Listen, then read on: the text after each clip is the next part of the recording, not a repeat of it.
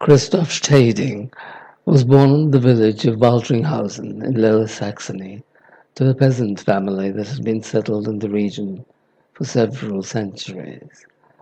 Much like Switzerland, the Netherlands, and Scandinavia, which had lost their political animation ever since the 30 Years' War was concluded with the Peace of Westphalia of 1648,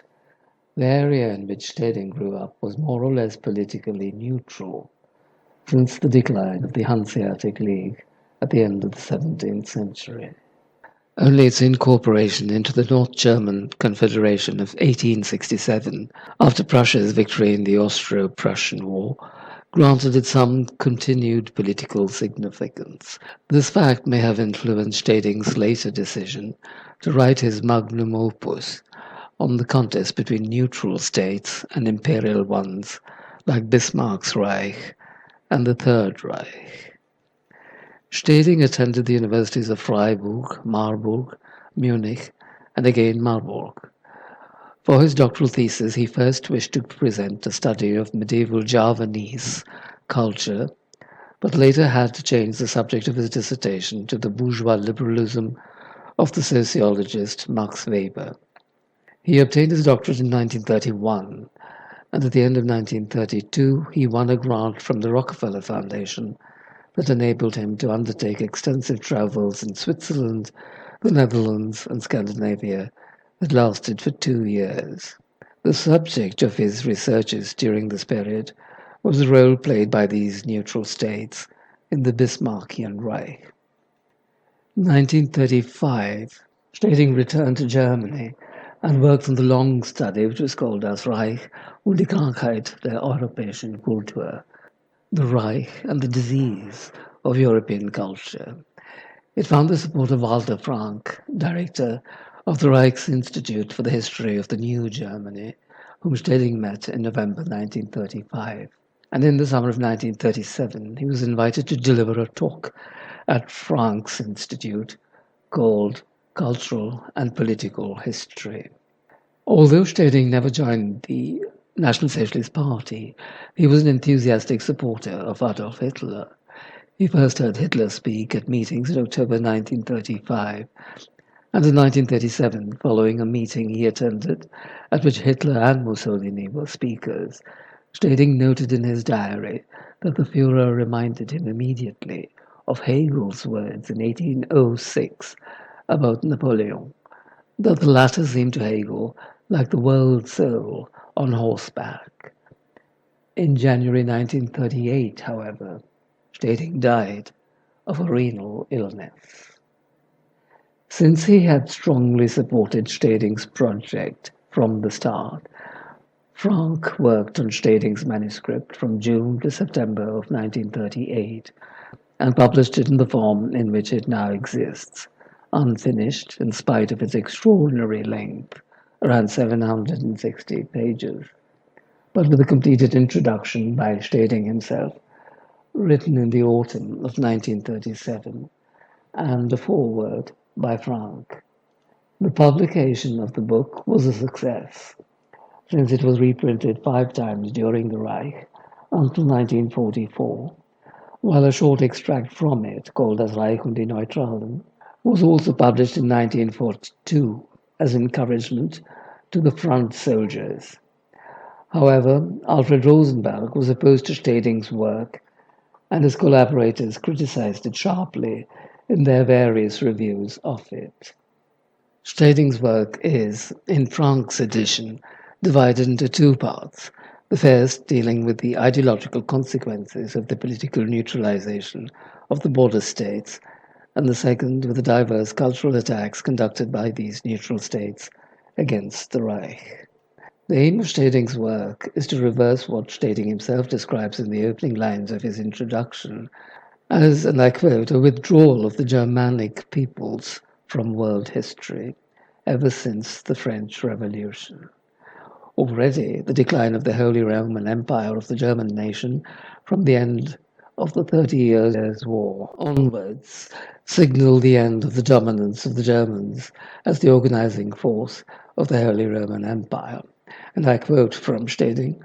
The victory of the Western powers, of the Swedes and the French, was at that time,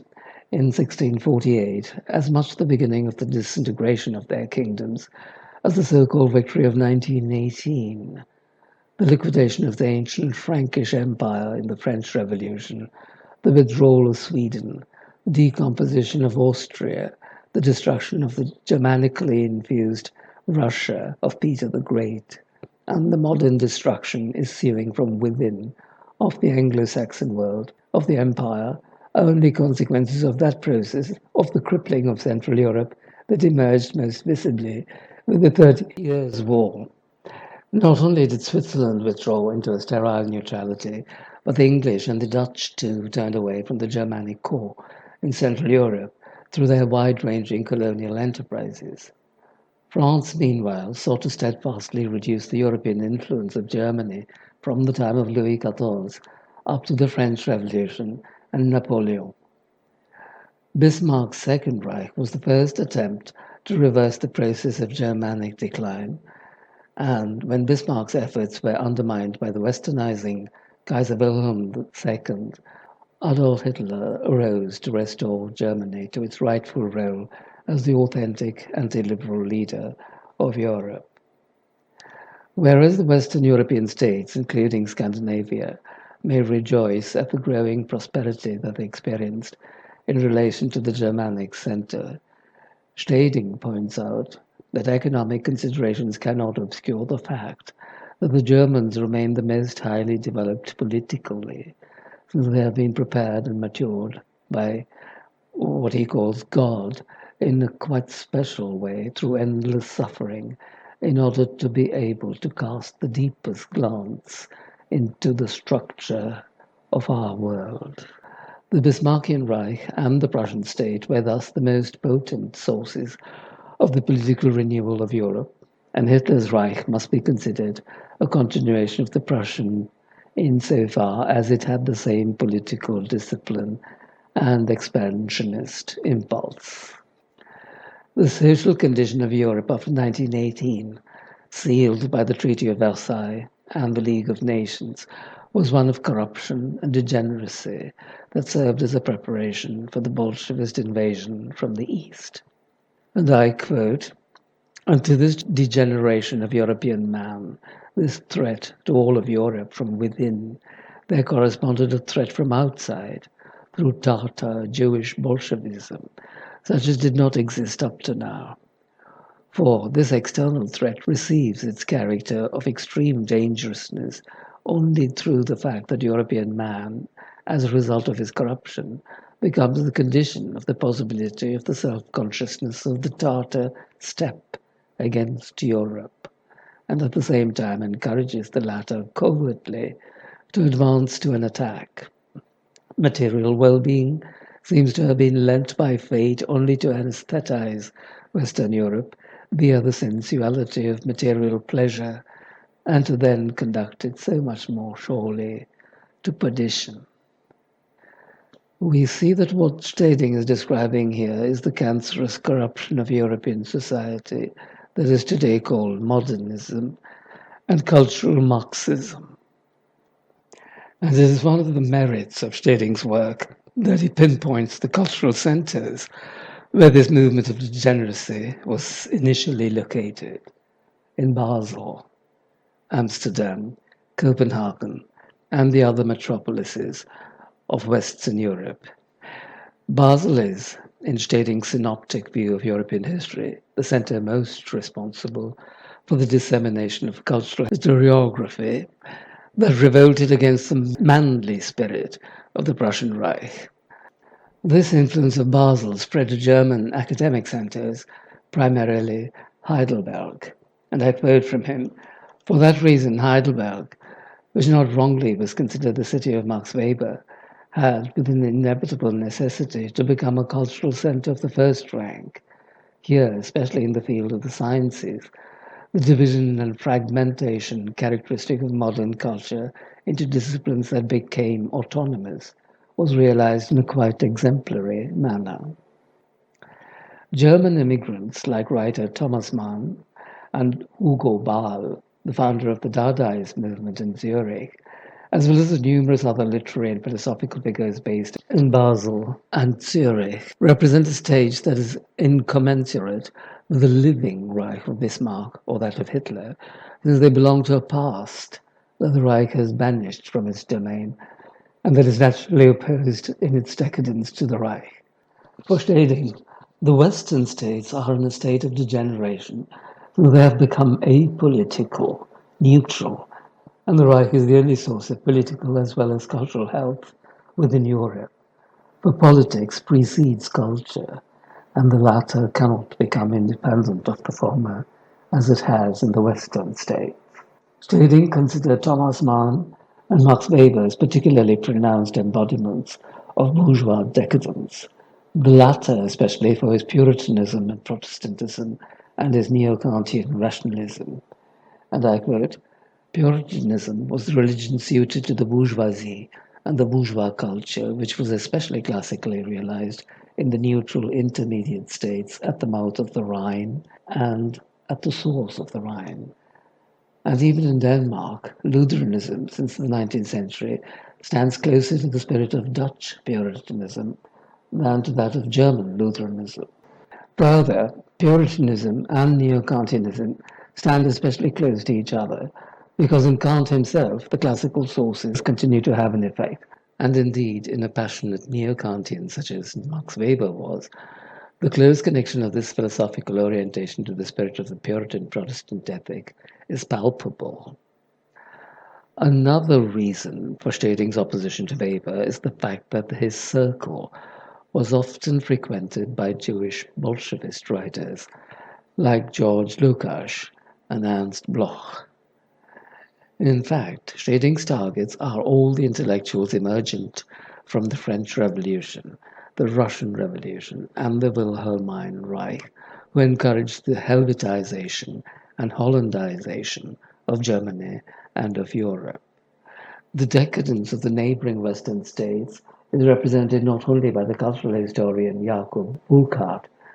in Switzerland and his disciple Johann Huizinga in Holland, but by intellectuals like philosopher Kierkegaard in Denmark, who exerted a major influence on what is called existentialist philosophy,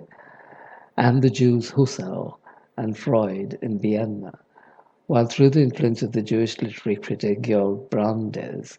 the alien worlds of Zola and Dostoevsky were imported in translations into Germany. Even Norwegian writers like Knut Hamsun, who are celebrated as champions of the Reich, do not really represent the political substance of the Reich, since their works are marked by an irony and hopelessness that are alien to the positive impulses of the Reich. The Dutch cultural historian Johann Huizinga, in particular, exemplifies the romantic obsession with the decline of Germanic culture, with what he called the autumn of culture. That was the title of his famous book, The Autumn of the Middle Ages. The end result of the spreading liberal culture of the bourgeois and Judaized intelligentsia is the withdrawal into a romantic world of historical reflections that no longer has any political vitality in it. And I quote, the culture protesting against Bismarck and Hitler is essentially characterized by the fact that it looks backwards and lives in the political past, which is so distant that one no longer understands it, so that life has become literary, interpretative, collecting and conserving, and is able to bring forth only ornamental squiggly forms or unimaginative photography as its type of productivity. One therefore considers Goethe and Schiller only in a literary way, and therefore one hates in Bismarck and Hitler precisely that they act as such, because it cannot be misinterpreted so easily as Goethe and Schiller can, and because its efficient reality is too real for it to be understood, like the efficient reality of Schiller and Goethe or Hegel, only as culture in the sense of a literary culture of words. The opposition between the moribund aesthetic culture of Western Europe and the rising political vitality of the Third Reich is evident even in the lack of depth that characterizes the Western European cultural historical writing. And I quote, "It is extremely significant. There is, in this world of neutral culture, nothing corresponding to the German word destiny, Schicksal, neither in Holland nor in the north, and no doubt even German Switzerland knows nothing of the meaning that every political man associates with this word. There is therefore nothing corresponding to this word in the domain of the state of neutral aesthetic culture, because in those states there has for a long time been no more history, which as such is always destiny and fate, and because consequently these states, like the old Western European states in general, can no longer represent any genuine destiny that engraves new features into the face of Europe. That is why the aesthetic culture, which also sees itself as a pioneer fighter for justice, opposes power because it must, being historyless and aesthetic, that is moribund and impotent, fight to the death against the new creative principle that arose with the consolidation of the Reich in the center, in the heart of Europe. The major defects of liberalist culture, according to Steding, are indeed its aestheticism and feminism. Two major objects of Steding's critique in the initial chapter of the cultural historical section of his study are Jakob Burckhardt and Johann Bachhofen. While Burckhardt adheres to the Greek version of the irrationalism promoted by Nietzsche, Bachhofen rather sympathizes with Asiatic and African peoples. And I quote Steding, "To be sure, Bachhofen fights with extreme fierceness against the modern democratizing of the world since he sees its consequences. But he is one of his chief pathfinders, since he has, according to his essence and attitudinal constitution, reached materialistically, and with his Basel and his Switzerland, such a stage of maturity that he has been able to give up his naive peasant innocence of materialism and matriarchal naturalness, and to now assert matter as matter in an unrestricted manner." The danger of the preoccupation with these exotic cultures is that it leads to an increasingly materialistic worldview. And I quote from him, "That is indeed why Switzerland became ever freer, ever more democratic, that is, ever more materialistic in the sense of Marxism. That is why it had to, precisely with the foundation of the Reich, represent the rights of matter, that is, of culture, especially harshly. It could not do that more unequivocally than when it answered the overcoming of Marxism in the Reich with the special victory of Marxism within its own borders, naturally, especially in the cities like Basel, Zurich, and Geneva, whose present spirit is the linear continuation of the Bachhofen culture and Dionysian, democratic, liberal spirit of freedom. Bachhofen's focus on the matriarchal and the feminine in nature is inextricably tied to the desire to develop a country in an industrial and capitalistic manner. And I quote from him, "Not by accident has Bachhofen explained to us that among matriarchal peoples, industrial activity is especially developed. The capitalistic character of a culture that necessarily behaves in a way hostile to the Reich is even more especially supported by the matriarchal, gynecocratic quality of these areas. And nobody will maintain that the Western European world, which was realized in a more classical manner in Switzerland, the Netherlands, and Denmark than in actual Western Europe, especially in the Anglo-Saxon countries, is an objection to the theses of Bachhofen. Rather, the mores existing there as regards the position of the woman impels the search for as many connections between this phenomenon and the total urbanization and industrialization of all of life, for the two determine the public and private life of this world. Indeed, cultural historiography in general exhibits a feminine character, and I quote, "Cultural history is the actual feminine approach to the historical world. Its essential art is the art of the exclusion of the essential by discarding the event, destiny, deeds from history,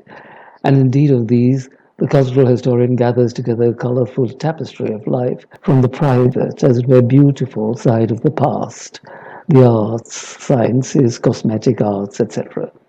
And it is further significant that the representation of these subjects that should be treated especially in salons is determined by intuitions, feelings, sympathies, and antipathies, in short, by moods. The selection of the material results from a mood.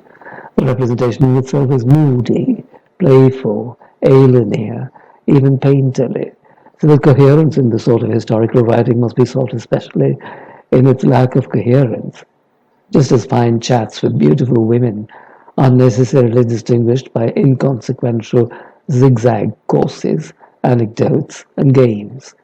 The perfect woman is able to realize herself primarily, especially in the arts, stringing together with nimble, clever fingers that which has no intrinsic connection and making an apparent whole with ideas that diverge one from the other. While it may be true that Steding is excessively prejudiced against whatever cultural merits the literary movements that militated against the Bismarckian as well as the Hitlerian Reich may have possessed, the central argument of his work remains sound. No organizational power can emerge from emotional expressiveness and feminine sentimentality. This political energy is characteristic only of the German Reich, and without it there will no longer be any real politics, but only diffuse individualism and nihilism. It is true also that Steding does not dwell at any length on the fine arts and the excellence of non-Germanic Italy in this regard. However, in his discussion of the monumental style, he rightly points to the fact that the latter could be developed only in states that did not encourage individualism, as Julius Langbehn had contrarily maintained in his work Rembrandt as Erzieher, Rembrandt as Educator, published in 1890, but rather the overarching architectonic of empire. Steding cites as examples the case of Egypt and Rome as creators of the monumental style, and I quote, "The most blatant example of a disciplined state system was the Egyptian Empire, and if one scrutinizes Burckhardt carefully, one will discover that the Egyptian, Babylonian, and Assyrian art is not culture, that culture in the proper sense is characteristic of Athens, Venice, the Renaissance, and naturally of Switzerland, especially Basel, insofar as it also, deviating from the Confederation, sets itself up independently.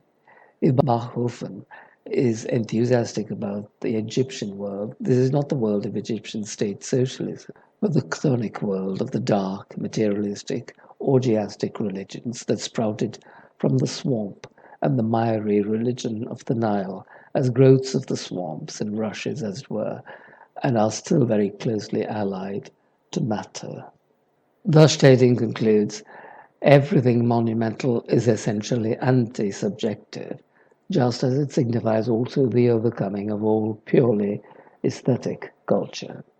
The danger of the aesthetic view of the world, on the other hand, is that it reduces culture to mere play, sexuality, and economic materialism. And I quote, "The secret sense of all these efforts is indeed to reduce life in its highest cultural stage itself to such an extent that of it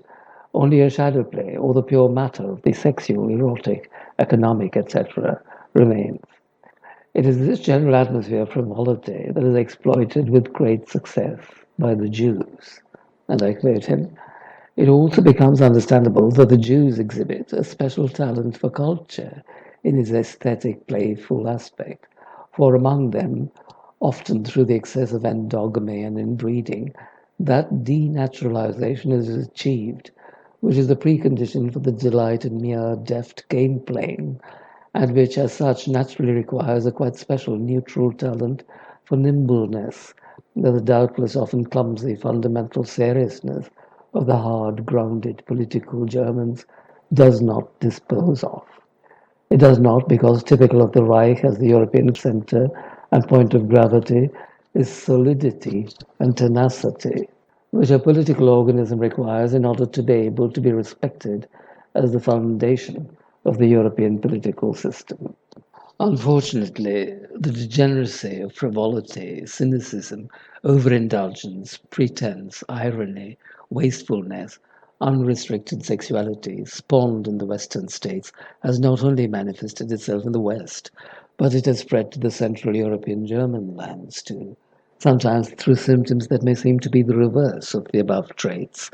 Thus, for example, in rigid morality, prudery, and austerity that betoken an internal emptiness,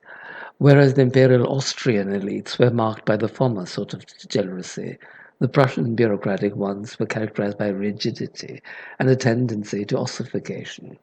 The degeneration of politics to aesthetics is evident also in Kaiser Wilhelm's adoption of Dutch fashions and his penchant for theatrical play acting.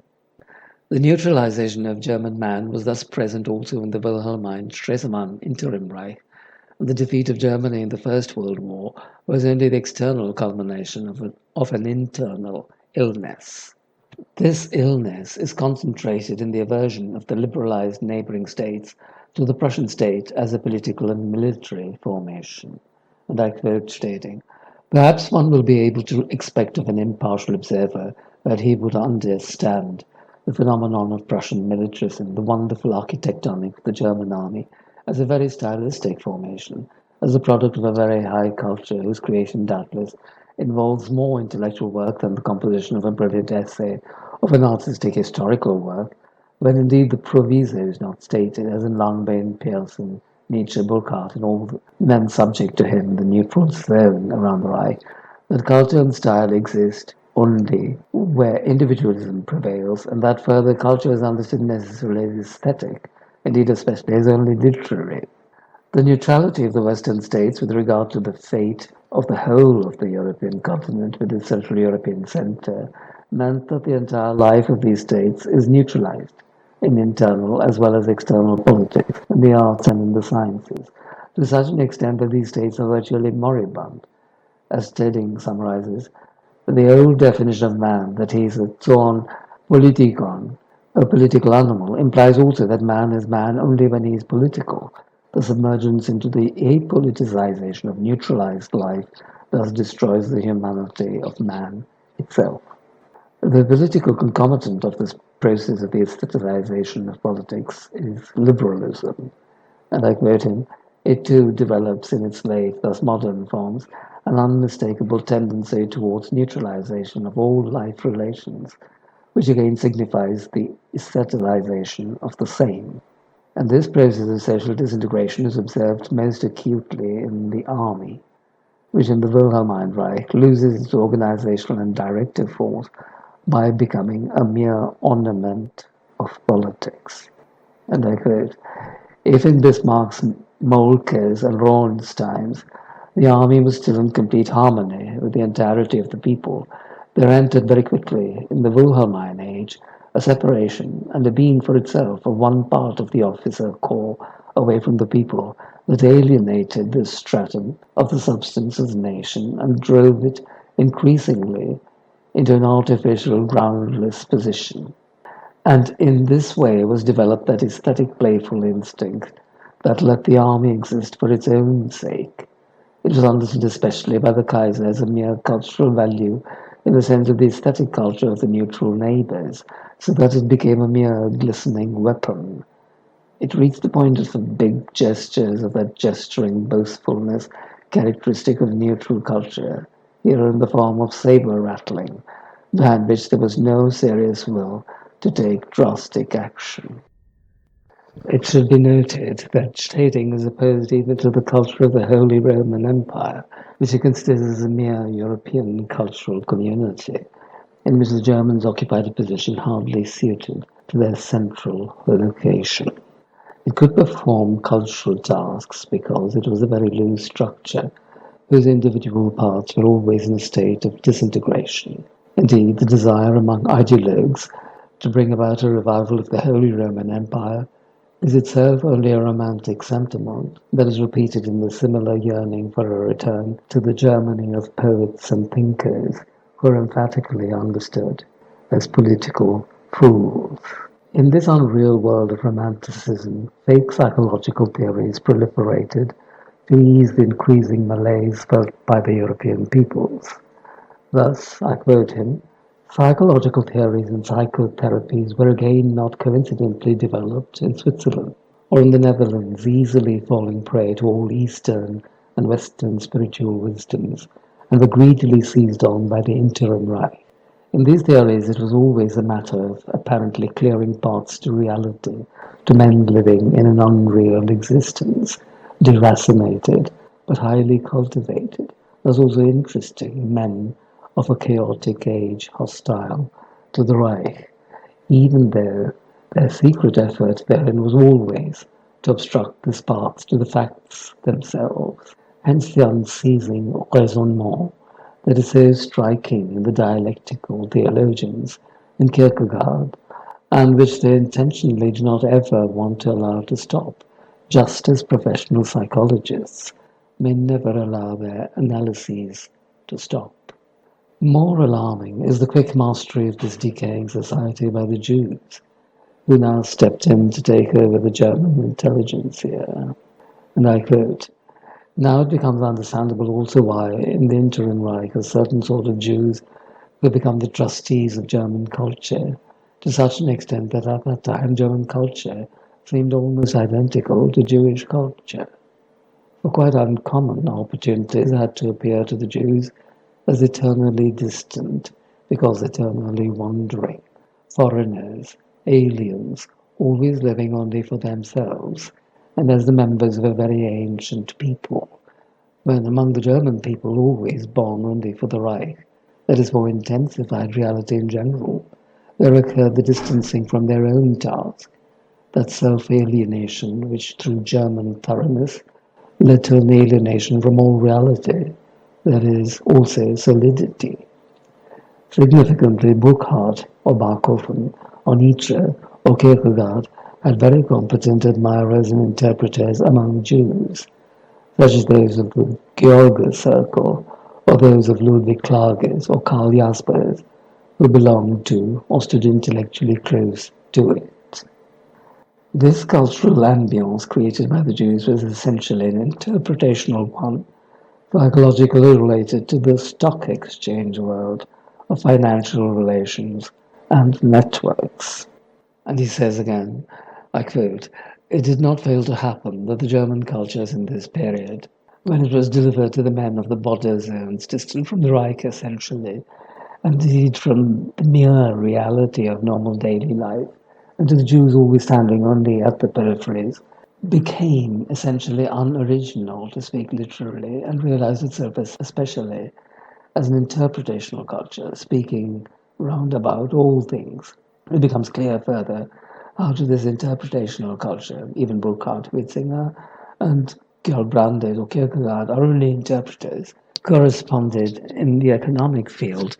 to the bank and stock exchange culture, where everything was resolved in relations, thus in fictions, where once again special opportunities appeared to the Jews, as those never or seldom standing within, but rather always in relative positions.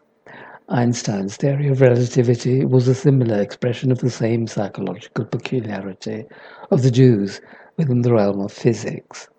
More dangerous are the psychoanalysis and historical materialism of the Jews, Freud, and Marx. The Marxist ideology is characterized by an abstractness and distance from reality that reduces all society and politics to the dictates of a literary work, Das Kapital. The predilection of the Jews for Bolshevism is indeed due to the innate utopian quality of their thought. And I quote, once again, it is not accidental that precisely the Jews are especially predestined for Marxist Bolshevism and represent a major percentage of the theoreticians of this modern movement. As a consequence of the age of their nation, they live a distant and withdrawn, almost unreal literary existence when one compares them to the young nations of Europe, to which the German especially belongs. It is therefore no wonder why this bourgeois Bolshevist culture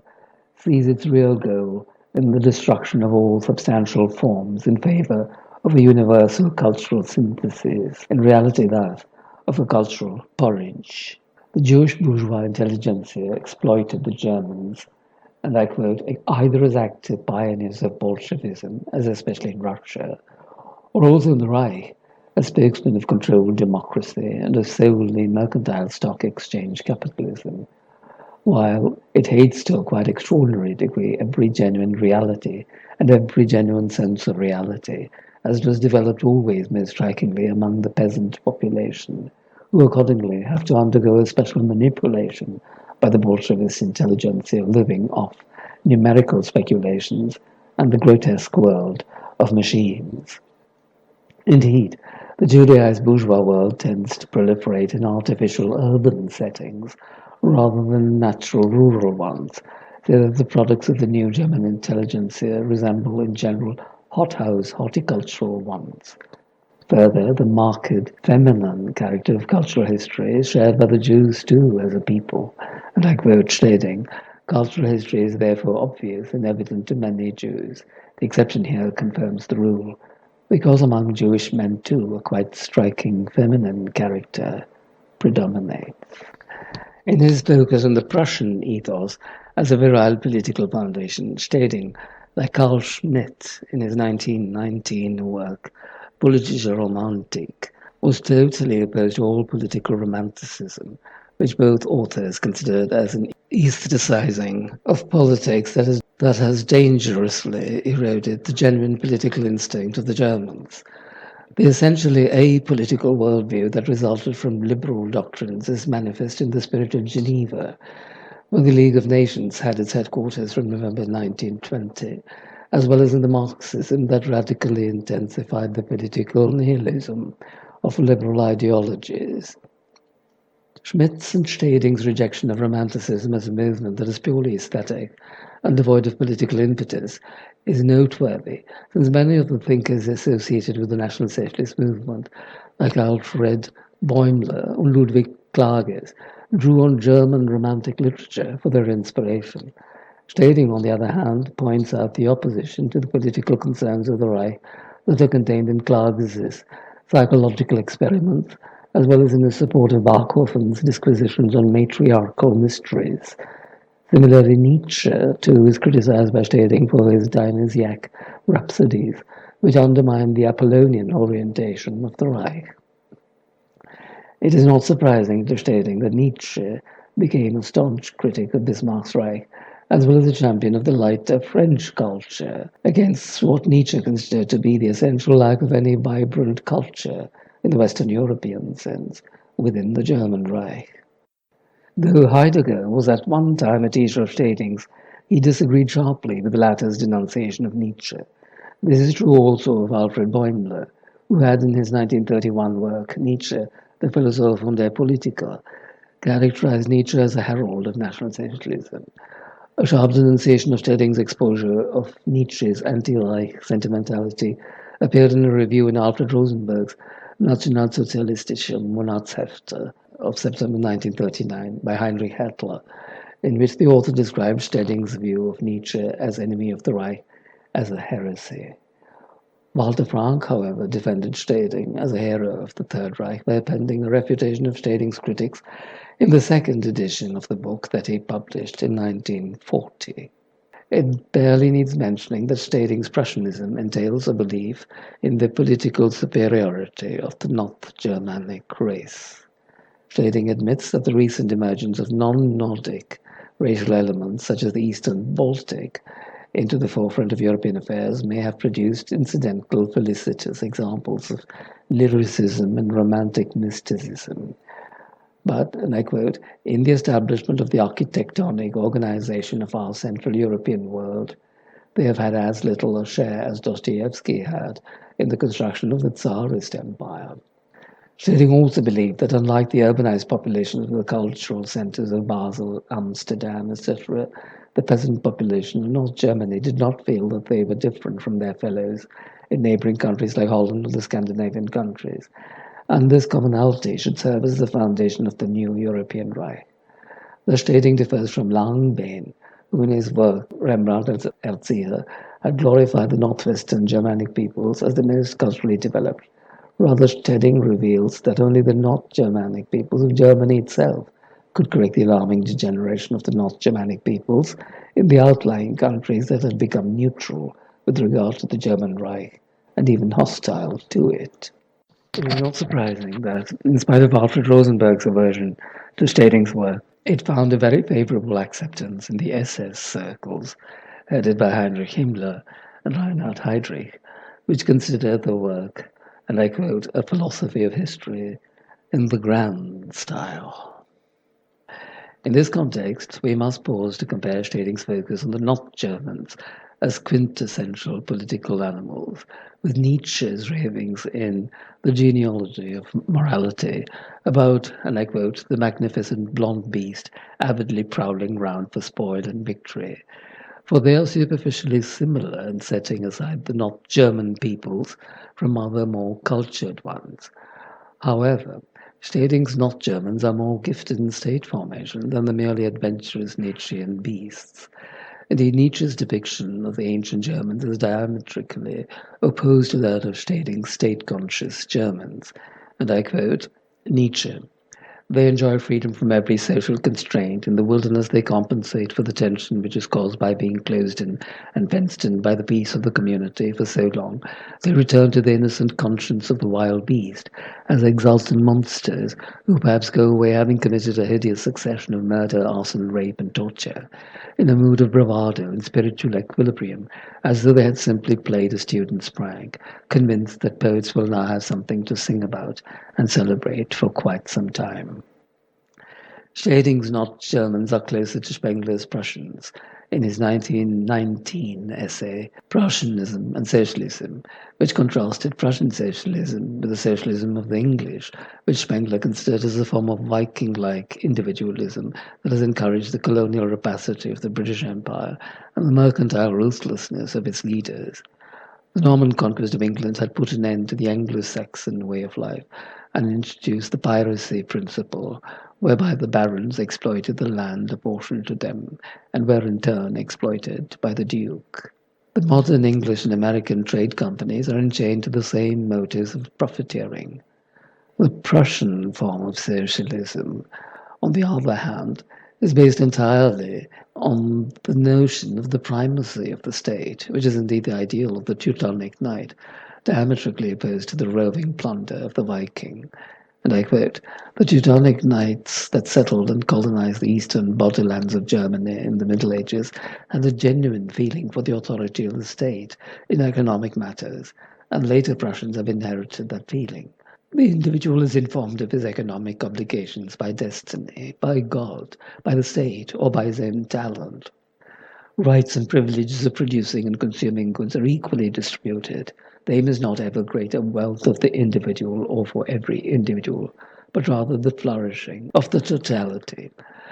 Another precursor of Steding's not German-oriented ideology was Julius Langbehn, whose Rembrandt as Educator was an early contribution to what was later termed the conservative revolutionary movement. The political successes of Prussia at the time of the unification of Germany in 1871 threatened to engulf Germany with its militarism, industrialization, and rationalist tendencies in science and art. Marxists responded to this threat with essentially economic projects based on the principle of class struggle. Idealists, on the other hand, proposed a cultural revolution through the renewal of German culture itself. Langbehn's work sought to combat the evils of democratic culture at the turn of the century with a return to the natural aristocratic ethos of the strongest element in the German population, the not Germans. According to Langbehn, only a reversion of Germany to its not German character could effectively neutralize the materialistic scientific spirit that had begun to disintegrate its culture at the end of the 19th century. The increasing sterility of modern science can be countered only by a regeneration of the psychological sources of creativity within the German character. These sources are located by Langbehn, quite unlike Steding in this regard, in the German sense of individuality and his developed personality. The modern German should learn from the best individuals and personalities of their historic past, and to facilitate this exercise, Langbehn chooses the Lower German painter Rembrandt as the symbolic exemplar of the quintessential German spirit. Rembrandt was indeed not classical but mysterious in his connection to the Dutch soil and the peasantry, as well as to the natural aristocratic ethos of the Lower Germans. Quite unlike Steding, Bain considers the Dutch as the embodiment of the spirit of freedom that is expressed most strikingly in their war of independence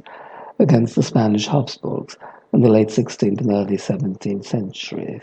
Langbain significantly maintains that a truly conservative nation, that is, a nation that is strongly rooted in its traditions, is liberal or devoted to freedom, whereas liberally disposed people, on the other hand, need the discipline of conservatism.